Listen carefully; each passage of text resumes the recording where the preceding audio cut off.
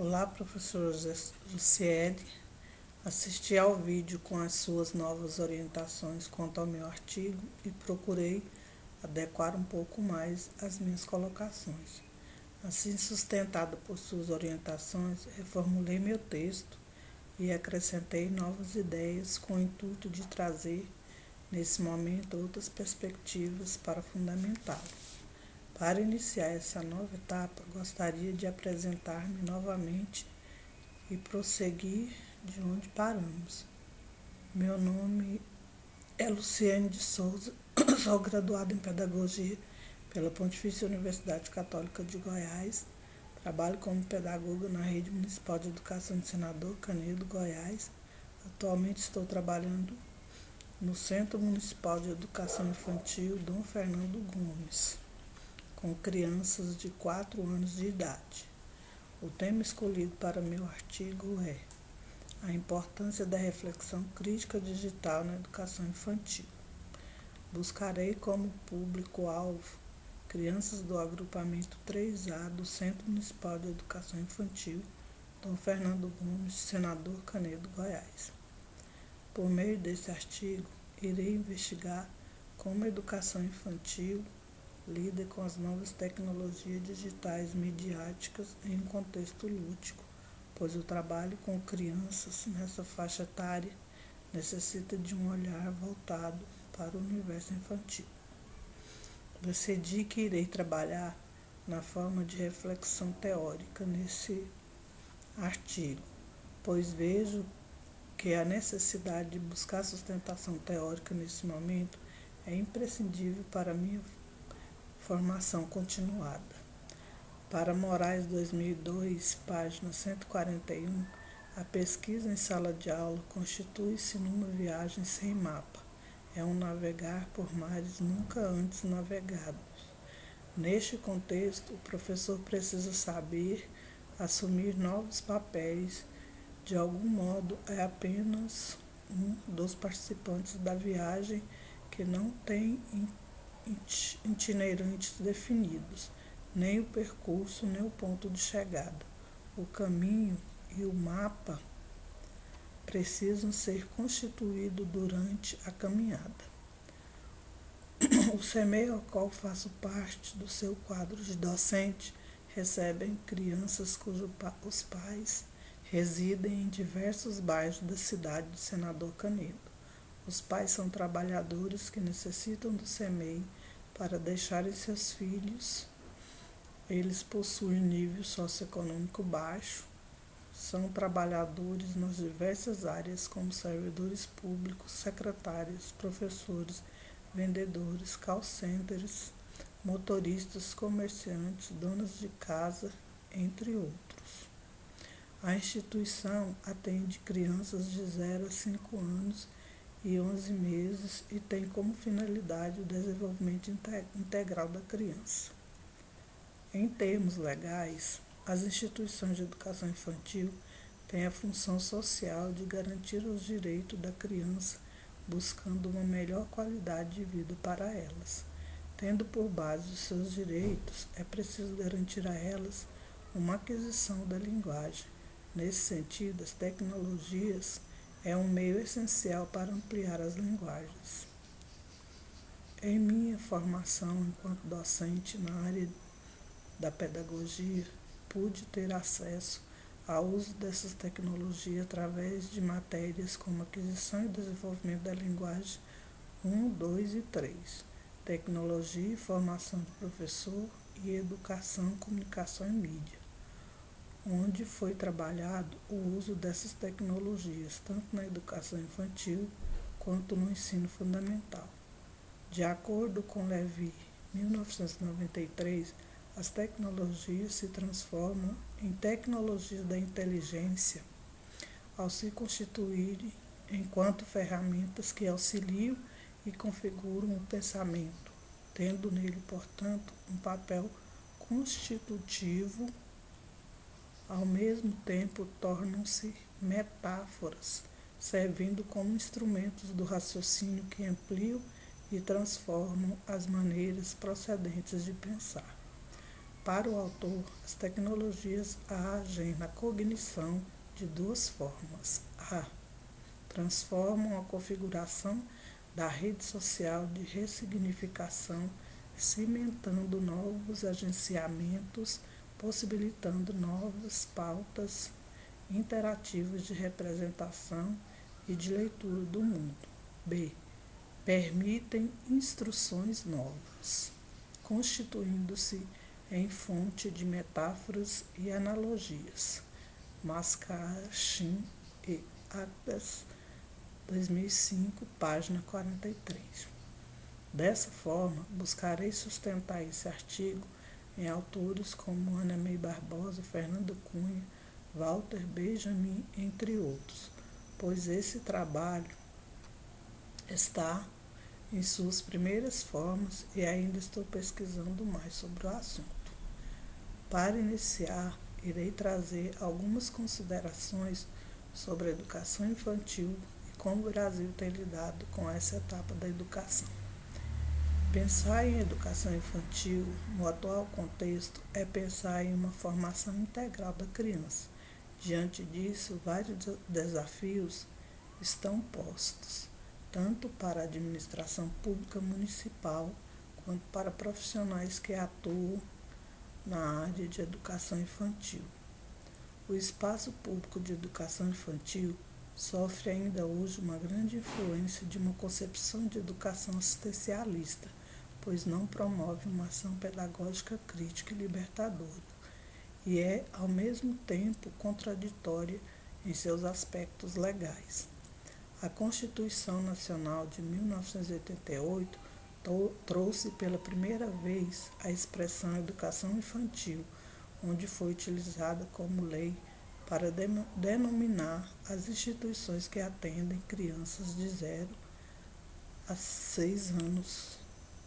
Os artigos 205 e 208 da Constituição destacam que a educação infantil é direito e dever do Estado e se dará em creches e pré-escolas.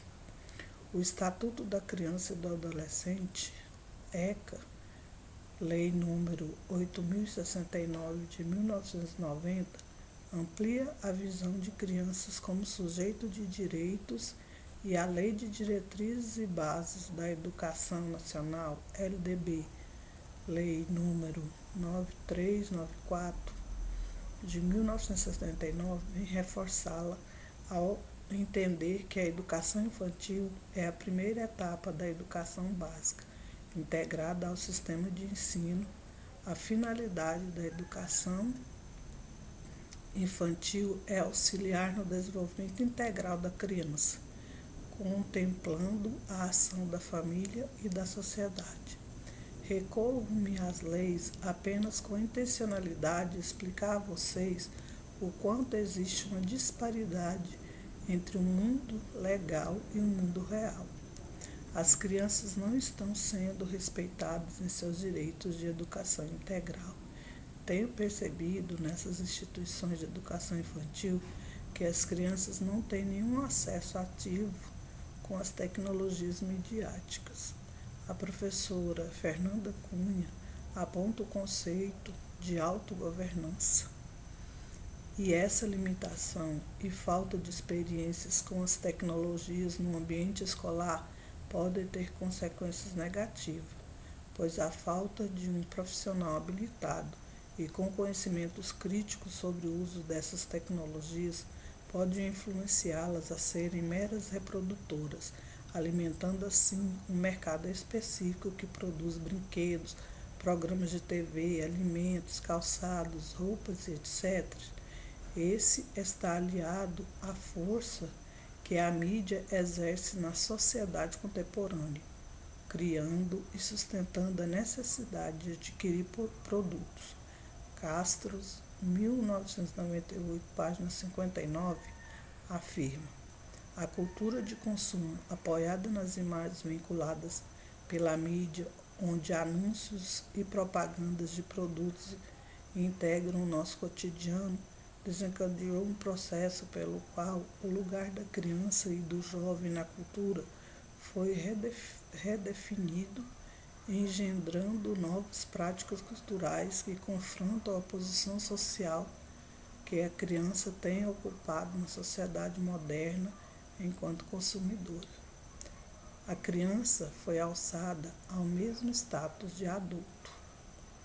Nessa linha de desenvolvimento, Walter Benjamin nos informa quanto ao uso das tecnologias para a criança quando fala que os jogos infantis são impregnados de comportamentos miméticos que não se limitam de modo algum à imitação de pessoas. A criança não brinca apenas de ser comerciante ou professor, mas também moinho de vento e de trem. A questão importante, contudo, é saber qual a utilidade para a criança desse adestramento, da atitude mimética. Benjamin, 2007, página 108. Cabe ao professor estabelecer os limites necessários para a criança,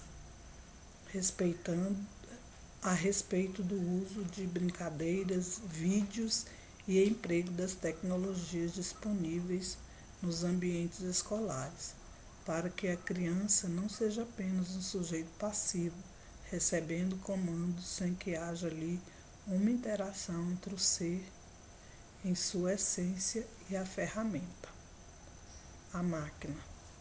Pois para o próprio autor, a mimese que se revela no brincar de faz de conta tem uma dimensão diferente quando é realizada virtualmente.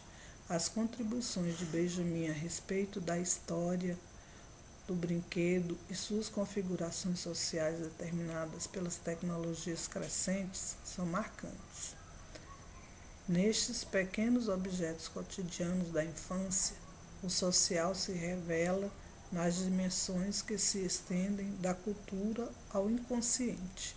Dessa forma, o trabalho midiático tem um destaque em minha abordagem, pois na escola devemos ensinar e ao mesmo tempo aprender, e nada mais gratificante e ao mesmo tempo edificante para o professor conhecer esses conceitos com o intuito de aprimorar o olhar, a leitura de mundo, sentidos do corpo e de socialização para as crianças.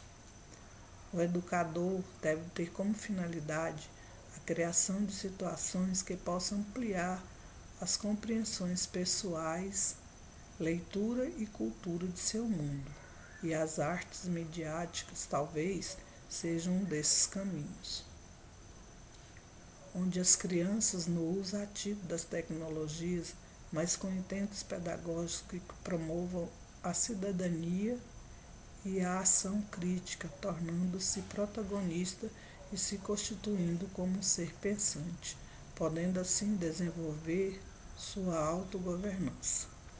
A professora Fernanda Cunha aponta o conceito da autonomia e diz que isso está diretamente ligado à sua formação, mas reafirma ao longo de seus textos que sem consciência crítica não podemos e nem teremos condições de autogovernança. As tecnologias digitais são recursos que o professor utilizará para facilitar e auxiliá-lo no processo de ensino-aprendizagem. E seu intento pedagógico deve ter objetivos intrínsecos na formação para que esse educando possa exercer sua cidadania. Dessa forma, trabalhar as novas tecnologias aliadas às experiências configuram-se com possibilidade de concretizarmos a ampliação de saberes e conhecimentos de maneira a promover a igualdade de oportunidade às crianças. As instituições de ensino, por não acompanharem a rapidez dessas transformações, acabam por ficar em um mundo paralelo, pois o desinteresse dos discentes e o despreparo dos profissionais da educação para lidar com tudo isso faz com que essas instituições sejam vistas como obsoletas e na contramão do crescimento mundial. Entretanto, as tecnologias de informação e comunicação aparecem como um meio eficaz e eficiente para o desenvolvimento de uma melhor inserção na sociedade tecnológica. Para Oliveira, 2007, página 126, o desenvolvimento humano não decorre da ação isolada de fatores genéticos que buscam condições para o seu amadurecimento, nem de fatores ambientais que agem sobre o organismo, controlando o seu comportamento. Decorre antes das trocas recíprocas que se estabelecem durante toda a vida do indivíduo e o meio, cada aspecto influindo sobre o outro. Como todo indivíduo vivo ou humano se inscreve em uma linha de desenvolvimento condicionada, tanto pelo equipamento biocomportamental da espécie quanto pela operação de mecanismos gerais de interação com o meio. Oliveira, 2007, página 126. Tem um ano que estou atuando nessa instituição e pude perceber que essas crianças às quais sou responsável não têm acesso a nenhum tipo de tecnologia durante os recursos que estão disponíveis na instituição, como computadores e internet. Pude observar que essas crianças têm um acesso passivo e, às vezes, muito limitado. Outro ponto é que algumas crianças possuem tablets, mas elas não podem levar para a instituição, pois existe uma proibição quanto ao uso nesse local. Essa limitação e a falta de estratégias pedagógicas para o uso e desenvolvimento de atividades e ações onde as crianças possam ter acesso às tecnologias de forma a ter contato com o objeto é de suma importância para o desenvolvimento de sua autonomia. Ana May Barbosa nos mostra em suas pesquisas sobre tecnologia que tecnologia é assimilada pelo indivíduo de modo a reforçar sua autoridade, mas pode também mascarar estratégias de dominação exercida de fora. O fator diferencial dessas duas hipóteses é a consciência crítica. Na era das inovações tecnológicas, é preciso despertar nas crianças competências e habilidades para que possamos inseri-las nesse contexto histórico sociocultural em que vivemos. Assim, permitiremos que elas vivam como cidadãos críticos, reflexivos, participativos e conscientes do seu papel na sociedade local e global. Ana May Barbosa, em seu livro Inquietações e Mudanças no Ensino da Arte, coloca-se contra os currículos nacionais, que recomendam a pluralidade, que são instrumentos de homogeneização. Defende a necessidade de propiciar meios para que o professor desenvolva a capacidade de compreender, conceber e fruir arte, para que o ensino seja organizado de forma a relacionar produção artística com análise, informação histórica e contextualização. Ela propõe mudanças no ensino da arte, pois acredita que este é o maior compromisso com a cultura e com a história, que é a inter-relação entre ler, fazer e contextualizar a obra de arte. Entender a arte na educação como expressão pessoal de identificação e desenvolvimento intelectual, desenvolver a elaboração, criatividade, flexibilidade, a alfabetização visual, o compromisso com a diversidade cultural, o reconhecimento da importância da imagem para o desenvolvimento profissional.